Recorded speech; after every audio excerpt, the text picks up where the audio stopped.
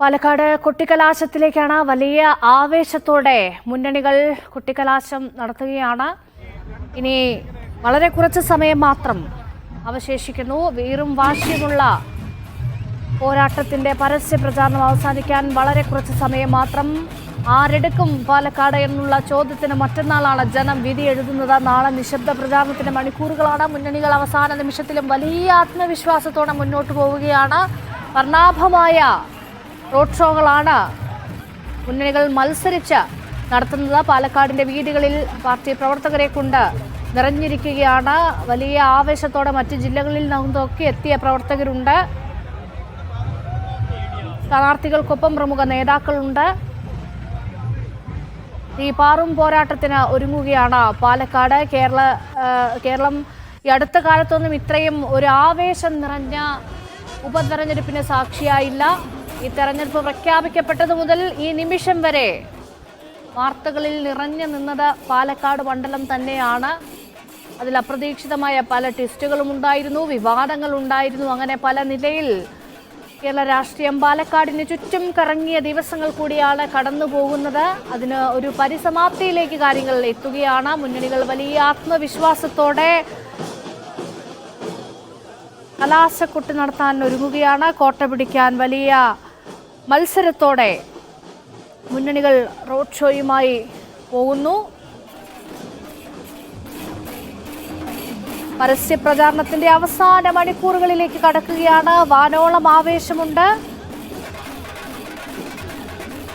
മൂന്ന് മുന്നണികളും road show തുടങ്ങിയിട്ട് കുറച്ചധികം സമയമായി. 4 മണിക്ക് തന്നെ BJPയുടെയും UDFന്റെയും LDFന്റെയും റോഡ് ഷോ ആരംഭിച്ചു. വഴികളൊക്കെ പ്രവർത്തകരാൽ തിങ്ങി നിറഞ്ഞിരിക്കുകയാണ്. കൊട്ടിക്കലാശത്തിന് വലിയ ജനക്കൂട്ടമാണ് എല്ലാ മുന്നണികളിലും എത്തിയിരിക്കുന്നത്.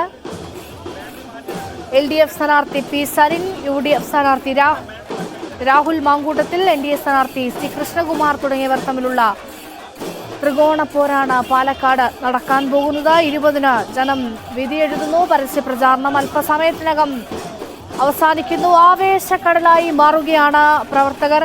റോഡ് ഷോയ്ക്ക് പിന്നാലെ പാലക്കാട് സ്റ്റേഡിയം പരിസരത്താണ് കൊട്ടിക്കലാശത്തിന്റെ ഏറ്റവും അന്തിമഘട്ടം ഉണ്ടാവുക. ഇപ്പോൾ തന്നെ അവിടെ ആളുകളാൽ നിറഞ്ഞിരിക്കുന്നു.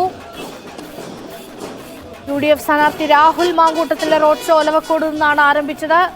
നീല ട്രോളി ബാഗുമൊക്കെ ആയിട്ടാണ് രാഹുൽ വന്നത്. രാഹുലിനെ അനുഗമിച്ചുകൊണ്ട് പ്രധാനപ്പെട്ട നേതാക്കളൊക്കെ തന്നെയുണ്ട്.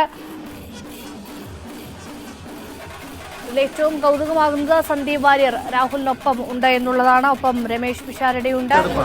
അതായത് മണിക്കൂറുകൾ മാത്രം മാറ്റി നിൽക്കുമ്പോൾ കേരളത്തിലെ ജനാധിപത്യ മതേതര വിശ്വാസികൾ ആവേശപൂർവ്വം പാലക്കാട്ടെത്തി. അത് UDFന്റെ മുന്നേറ്റത്തിന്റെ ഒരു സൂചന കൂടിയാണ്. വിജയത്തിന്റെ ഒരു നാന്ദിയാണ്. ഭൂരിപക്ഷം വളരെയധികം വർദ്ധിക്കും. കഴിഞ്ഞ തവണത്തിന്റെ 4 ഇരട്ടി ഭൂരിപക്ഷം രാഹുൽ മാങ്കൂട്ടത്തിന്റെ അസംബ്ലിയിൽ UDFന്റെ വകയിട്ട് BJP CPMന്റെയും മനവപ്പൊടിക്കാരനെ സ്വപ്നത്തെ തകർത്തടിച്ചില്ല. കഴിഞ്ഞ ദിവസം നിങ്ങൾ കണ്ടതല്ലേ എന്തെല്ലാമാണ് വിവാദങ്ങൾ ഉണ്ടാക്കിയത്. പെട്ടി വിവാദം, കത്ത് വിവാദം, എല്ലാ വിവാദവും ഇല്ലാതായി. UDFന് മാത്രമാണ് ജനങ്ങൾ മനസ്സിലേറ്റിയിരിക്കുന്നത്. ഇടതുപക്ഷ ജനാധിപത്യങ്ങളുടെ ഭരണത്തിന് എതിരായ വലിയ വിധിയെഴുത്താവും. അതുപോലെ തന്നെ കേന്ദ്ര ഗവൺമെന്റിന്റെ ഈ കേരളത്തോടുള്ള അവഗണന, പാവപ്പെട്ട വയനാട് മരിച്ചവരെ ആ ദേശീയ ദുരന്തമായി പ്രഖ്യാപിച്ച് ഫണ്ട് അനുവദിക്കണം എന്നുള്ള ആവശ്യം പോലും നിരാകരിച്ച നിഷ്ഠൂരമായ നിലപാടിനെതിരായി ജനങ്ങൾ പാലക്കാട് പ്രതികരിക്കും. കണക്കുകൾ കൃത്യമായി പറയുന്നതിനാണ് എത്രയായിരിക്കും ഭൂരിപക്ഷം? ഞാൻ നേരത്തെ പറഞ്ഞു എന്നേക്കാൾ ഭൂരിപക്ഷം. എനിക്ക് 97,700 വോട്ടാണ് ഭൂരിപക്ഷം ഉണ്ടായത്. ഈ ചാനലുകാർ നിങ്ങളെല്ലാവരും വന്ന് പോളിംഗ് ബൂത്തിലേക്ക് പോകുമ്പോൾ എന്നോട് ചോദിച്ചു കഴിഞ്ഞ തവണത്തെക്കാളും എത്ര ഭൂരിപക്ഷം ഉണ്ടാവും, ആത്മവിശ്വാസം ഉണ്ടോ ചോദിച്ചു. എനിക്ക് നല്ല ആത്മവിശ്വാസമുണ്ട്. കഴിഞ്ഞ തവണത്തെക്കാളും 4 ഇരട്ടി ഭൂരിപക്ഷം ഉണ്ടാകുമെന്ന് പറഞ്ഞു. അത് 7 ഇരട്ടിയായിട്ട് പാർലമെന്റ് ഇലക്ഷന് വർദ്ധിച്ചു. അതുപോലെ തന്നെ ഞാൻ ഇപ്പോൾ പറയുന്നു, എഴുതി വെച്ചോ, അക്കമിട്ട് അടിവരയിട്ട് പറയുകയാണ്, ഇത്തവണ UDFന് ഏറ്റവും വലിയ ഭൂരിപക്ഷം പാലക്കാട് നൽകിയതിൽ ഏറ്റവും വലിയ ഭൂരിപക്ഷം രാഹുൽ മാങ്കൂട്ടത്തിൽ ലഭിക്കും. വലിയ ആവേശത്തിലാണ് ഈ പ്രവർത്തകർക്ക് ആവേശം പകരാൻ തന്നെയാണ് GK ശ്രീകണ്ഠനും ഇവിടെ എത്തിയിരിക്കുന്നത്. ഈ കുറച്ച് ഇതോടുകൂടി ഷാഫി പറമ്പിൽ ഉൾപ്പെടെയുള്ള നേതാക്കൾ സ്ഥാനാർത്ഥിയെ വഹിച്ചുകൊണ്ടുള്ള പിന്നെ റോഡ് ഷോ ഇങ്ങോട്ടെത്തുന്നതോടുകൂടി വലിയ പാരമ്യത്തിലാവും UDF-ന്റെ ക്യാമ്പ്. LDF-ഉം BJP-യും ഒട്ടും വിട്ടുകൊടുക്കാതെ തന്നെ ഇപ്പുറത്തെ ഭാഗത്തിന്റെ BJP-യുടെ വൈവിധ്യമാർന്ന പരിപാടികളാണ് BJP-യുടെ ഭാഗത്ത് നടന്നുകൊണ്ടിരിക്കുന്നത്.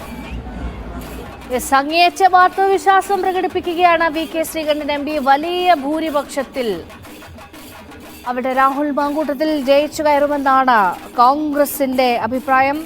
സാജിദ് അജ്മൽ വിവരങ്ങൾ നൽകാൻ തുടരുന്നുണ്ട്. സാജിദ്, വലിയ ആവേശം, അടിമുടി ആവേശം, അത് ഇന്ന് മാത്രമല്ല, ഈ തെരഞ്ഞെടുപ്പ് പ്രഖ്യാപിച്ചത് മുതൽ പാലക്കാട് നിന്ന് കണ്ടതാണ്. അതിന്റെ പരിസമാപ്തിയിലേക്ക് എത്തുമ്പോൾ എന്താണ് പാലക്കാടിന്റെ ചിത്രം? സാജിദ് ഇപ്പോൾ എവിടെയാണുള്ളത്? രേഷ്മ, UDF ക്യാമ്പ് വലിയ ആവേശത്തിലാണ്. ഈ രാഹുൽ മാങ്കൂട്ടത്ത് സ്ഥാനാർത്ഥിയായത് മുതൽ വലിയ ആവേശം യുവാക്കൾക്കിടയിൽ, പ്രത്യേകിച്ച് യൂത്ത് കോൺഗ്രസ് KSU പ്രവർത്തകർക്ക് ഇടയിൽ ഉണ്ട്.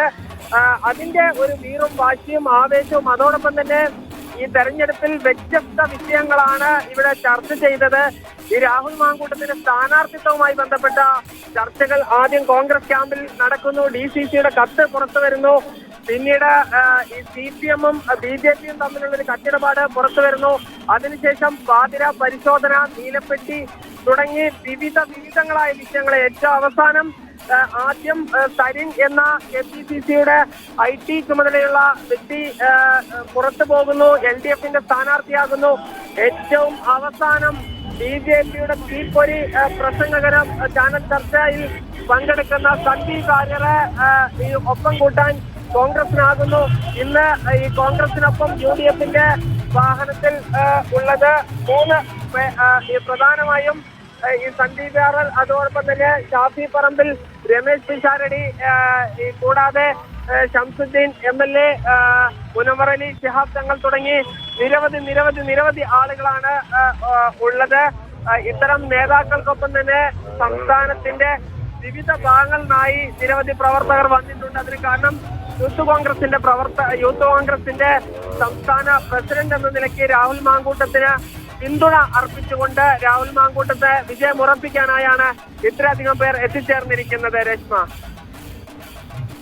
തീമാറും പോരാട്ടത്തിനൊരുങ്ങുകയാണ് പാലക്കാട് മുന്നണികൾ. വലിയ ആത്മവിശ്വാസത്തിൽ വലിയ അവകാശവാദങ്ങൾ ഉന്നയിക്കുകയാണ്. അവസാന നിമിഷത്തിലും അങ്ങേയറ്റം പാലക്കാടിന്റെ രാഷ്ട്രീയക്കാറ്റിനെ